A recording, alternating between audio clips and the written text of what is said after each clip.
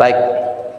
Hadis yang kedua, wa Nabi Hurairah radhiyallahu anhu anna Rasul sallallahu alaihi wasallam qala walladzi nafsi bi yadihi laqad hamamtu an amru bi hatabin fayahtatam summa amur bis salati fayu'adzan laha summa amur rajulan fayaumun nas summa ukhalif ila rijalin la yashaduna shalah fa uharriqu alaihim buyutahum walladzi nafsi bi yadihi law ya'lamu ahadum annahu yajidu irqan saminan aw mimma taini hasnataini la syahidal asya au isya muttafaq alaih wa lafdzul Bukhari.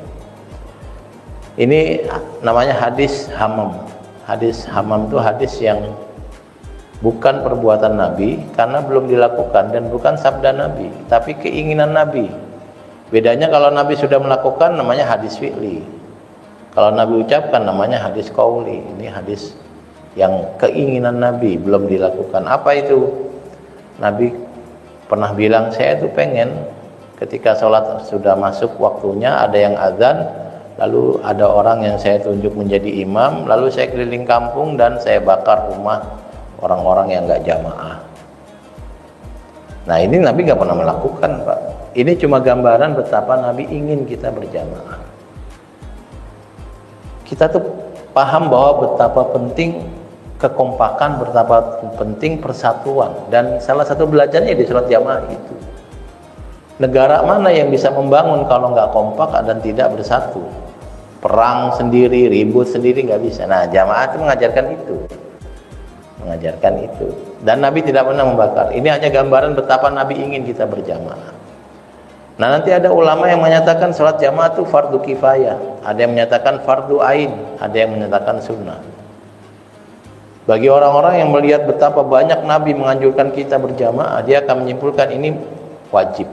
Karena Nabi sangat serius, berkali-kali menyampaikan. Ada yang bilang fardu kifayah. Jadi kalau sudah ada jamaah di satu tempat, yang lain nggak wajib. Ada yang bilang sunnah saja. Bapak dan Ibu sekalian, pemahaman-pemahaman kayak gini akan muncul dan kita tidak perlu mempeta kompli, tidak perlu mengadu kata Ustadz Anu begini, kata Ustadz Anu kok begitu. Terus gimana? Ya kita pilih pendapat yang cocok buat kita. Karena Nabi nggak bilang sholat jamaah fardu ain, tidak. Sebab kalau Nabi menyatakan itu, semua umat Islam nggak bisa bantah. Dan bukti adanya perbedaan pendapat, ada yang bilang fardu ain, fardu kifayah dan sunnah, itu bukti bahwa Nabi nggak pernah menyampaikan bahwa sholat jamaah hukumnya ini. Kemudian ulama yang mencoba memberikan meneliti hadis-hadisnya, lalu menyimpulkan bahwa sholat berjamaah hukumnya ini. Dan bisa jadi orang akan berbeda penilaiannya, sholat jamaah hukumnya tidak ini tapi itu.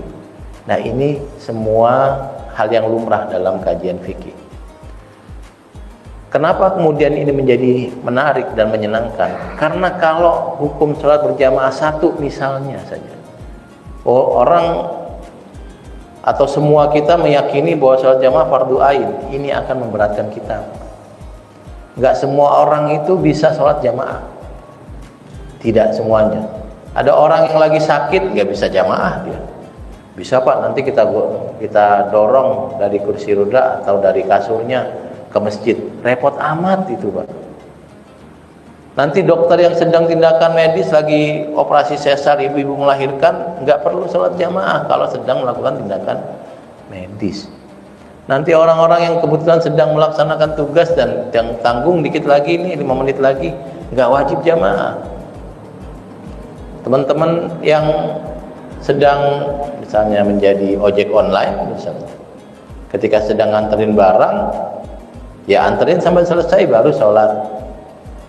Tapi nanti gak berjamaah. Lah itu tadi, hukum berjamaah ada yang bilang fardu ain, fardu kifayah dan sunnah. Nah bagi orang-orang yang memang nggak begitu sibuk, nggak ada alasan, barulah kena hadis-hadis yang sangat kuat mengajarkan sholat berjamaah. Tapi bagi yang sangat sibuk, jangan samakan. Dan dalam pelaksanaan sholat itu unik Pak. Ada pesantren yang kalau sholat zuhur itu sholat jamaahnya jam 1, lumrahnya kan jam 12. Nah ini tiap hari azannya jam 1.